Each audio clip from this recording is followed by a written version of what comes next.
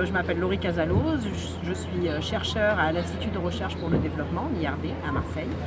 Et je travaille à l'Institut méditerranéen d'océanologie, à la faculté des sciences de Lumini, à Marseille aussi.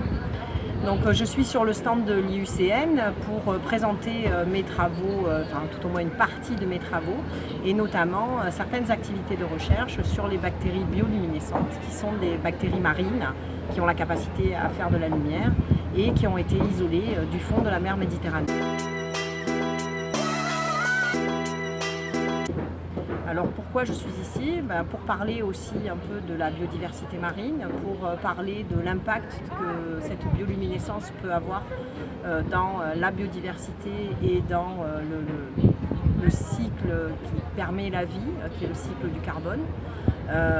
Et donc pour mieux faire connaître un peu nos travaux au public qui vient visiter l'IUCN, l'espace Génération Nature plus particulièrement.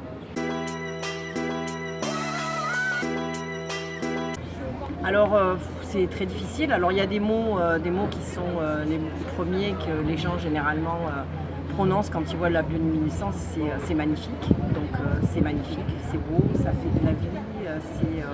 Donc c'est quelque chose qu'il faut préserver parce que c'est beau et parce que ça permet la vie. Donc voilà, après l'importance que peuvent avoir des activités de recherche pour comprendre les grands mécanismes de fonctionnement de cette biodiversité, de cette implantation.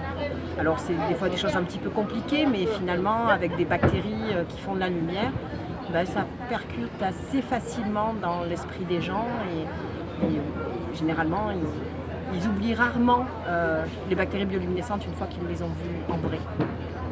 L'élément vraiment que j'aimerais que les gens gardent en tête, c'est l'importance de la protection de l'océan et l'importance de comprendre cette biodiversité qui se passe dans l'océan et de comprendre à quel point l'océan est important pour nous. Il représente une quantité faramineuse d'organismes qui jouent un rôle dans notre capacité à respirer puisqu'ils jouent un rôle d'un poumon de notre terre autant que peut l'être l'arbre et toutes les forêts du monde. Et je pense que les gens ne sont pas assez conscients d'à quel point l'océan est un élément à protéger et à quel point il faut y prêter attention. Donc comprendre comment il fonctionne, comprendre comment ça se développe. Nous on s'intéresse au très profond qui est très peu étudié et qui est aussi peu étudié que peut l'être Mars, mais c'est un peu moins cher que d'aller au fond des océans.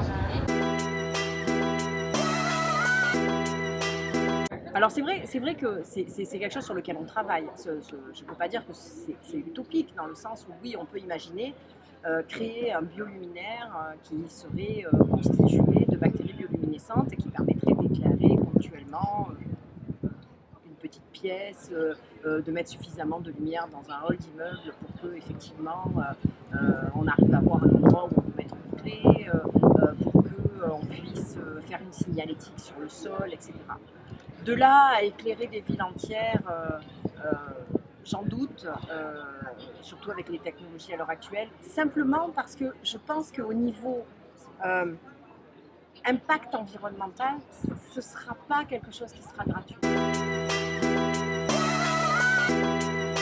Totalement. Les bactéries bioluminescentes font partie de cet écosystème et nous sommes convaincus, nous au laboratoire, qu'elles sont un élément très important dans cet écosystème justement et que la bioluminescence joue un rôle justement dans le recyclage de la matière organique, c'est-à-dire dans ce grand cycle qui est le cycle du carbone, la pompe biologique du carbone, et que la bioluminescence est un élément vraiment actif dans la capacité des organismes à prendre en charge certaines parties de la matière organique et donc de cette manière-là la recycler et la prendre en charge. Pourquoi? Parce qu'ils la voient du fait que les bactéries bioluminescentes se sont développées dessus.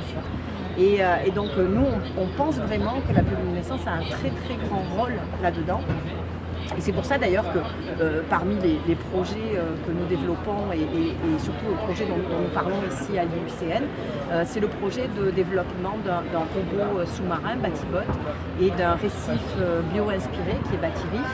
Et l'idée étant de déployer ce système à 2500 mètres de profondeur, donc dans la mer Méditerranée, au large de Toulon, 40 km à peu près des côtes de Toulon.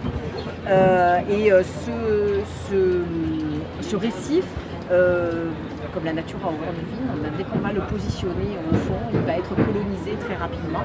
Et le robot est porteur d'un certain nombre de capteurs qui vont nous permettre d'analyser les caractéristiques physico-chimiques de l'environnement, mais surtout les techniques de caméra, et notamment d'une caméra ultra sensible qui va nous permettre de suivre l'évolution de la bioluminescence au niveau de ce récif et dans les zones environnant le récif, et de suivre l'évolution de la biodiversité. On espère que ça va nous donner des informations cruciales sur justement l'impact de la présence de cette bioluminescence sur le développement de la biodiversité.